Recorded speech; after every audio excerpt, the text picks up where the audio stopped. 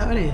You got millions of dollars. Your brother was kidnapped. Your baby was killed. Mama. Shut up! Tuesday, will the sins of the past tear them apart forever? I'm tired of my children acting like they don't know how to do the right thing. Did you do something, gangster princess? He's coming. The mid-season finale is here. I want her dead.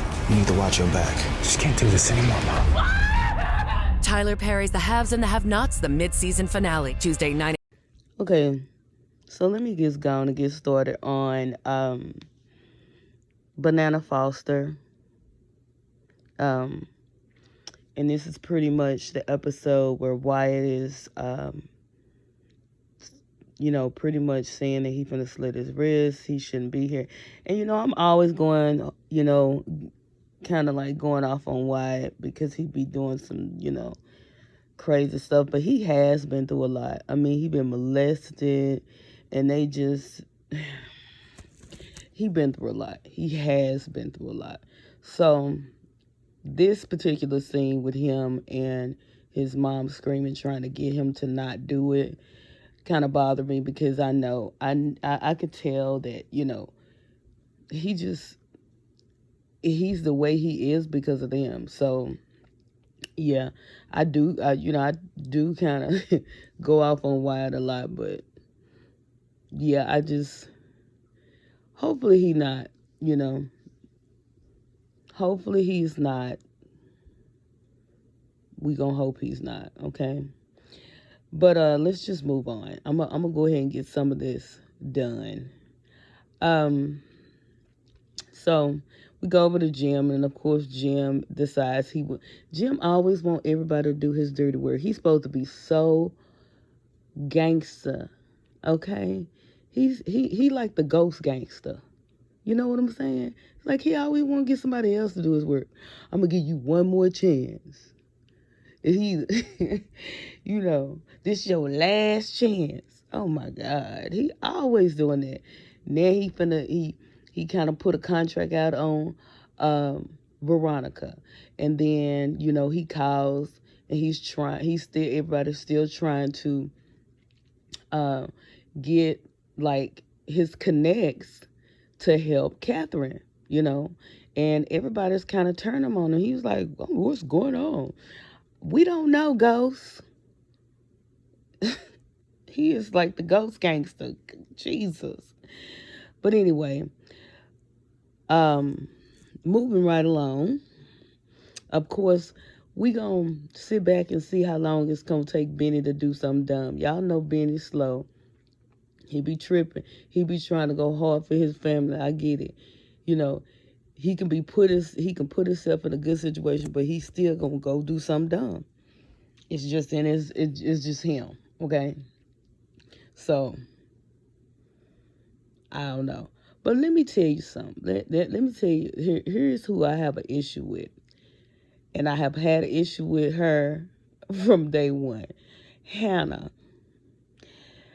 Hannah got all this energy when it comes to her kids. She like go hard. I didn't raise you like that. Oh, we gangster family now? Oh, we did. I'm going to need you to have that same energy when your ass is over there talking to Jim. You just left the hospital with Jim, acting like a slave. Girl, I was so mad at her.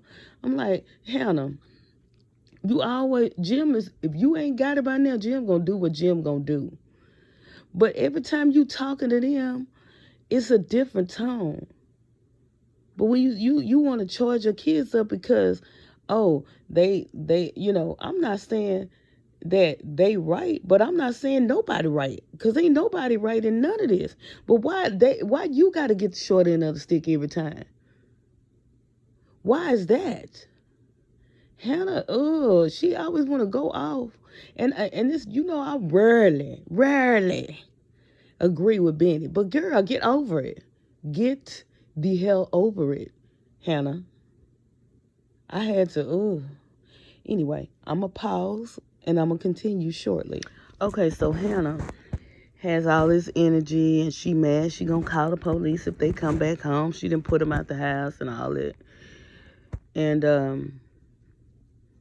So, to me, you know, Hannah, you work for the gangster Ghost. You worked for, I don't see, the problem I have with, let me back up. The problem I have with Hannah is because Hannah have all this energy about her kids doing the right thing, but it's okay for them to take advantage of her, take advantage of Benny, take advantage of her daughter. That's okay as long as you do the right thing. Girl, at some point you have to get gangster. You sit up and you shaking your head. Yes, sir. Yes, sir. No, everybody not finna do that. And for you to have all this energy that you have towards your kids, but how much have you seen going on in that house that you was working in? And you didn't have no problem with that.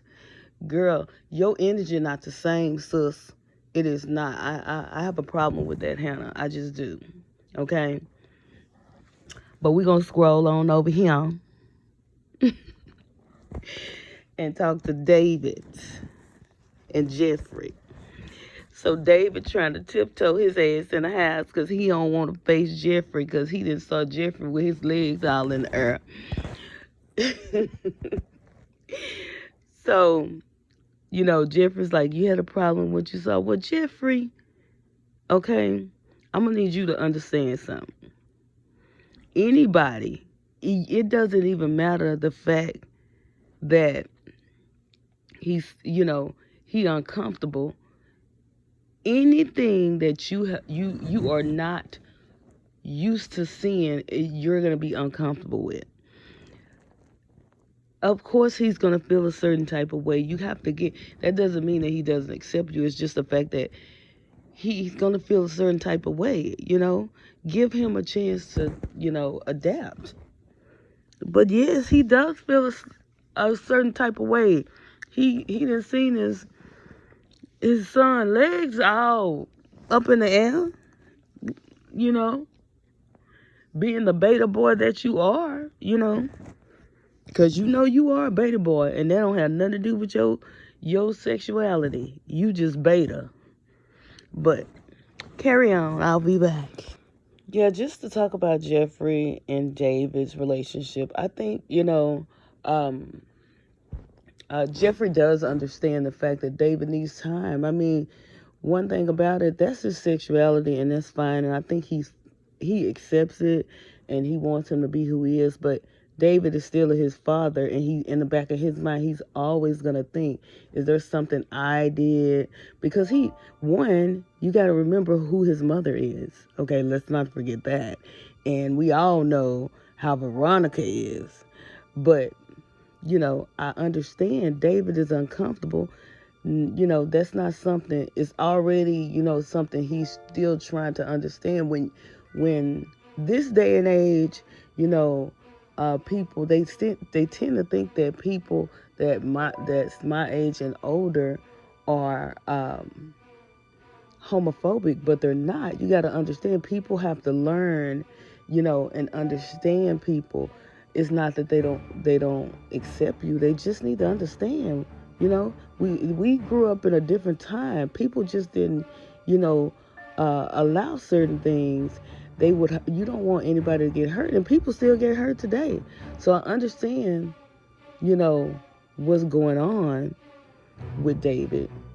And plus, like I said, he knows Jeffrey had to endure his mother, so okay.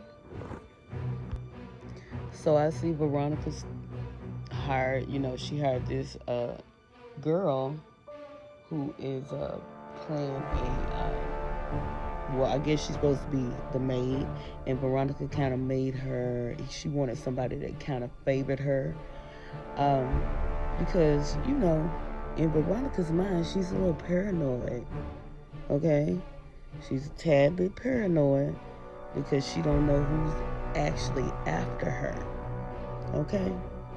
But just to bag things up, this guy, okay, that set Candace up, obviously now we know he's putting a hit out on Candace. So Candace got a hit put out on her. And then you have Jim that's putting a hit out on Veronica.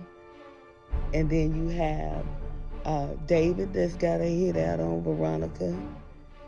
And now, you know, Veronica always trying to kill Jeffrey and David. It's just everybody trying to kill everybody. But Veronica trying to set this girl up. And you know what? The sad part about it is this girl is trying to set Veronica up. She trying to come up off of Veronica, and Veronica trying to set her up. So if something happened, they hit her instead of Veronica. I see that from a mile away. Now, I could be wrong, but that's exactly what I see. Y'all tell me what y'all see. We end with Benny finding something out, and somebody gonna have to save him again. So we just gonna wait for it. Mid-season finale complete. Is this it for Wyatt? Y'all tell me how y'all think this mid-season was.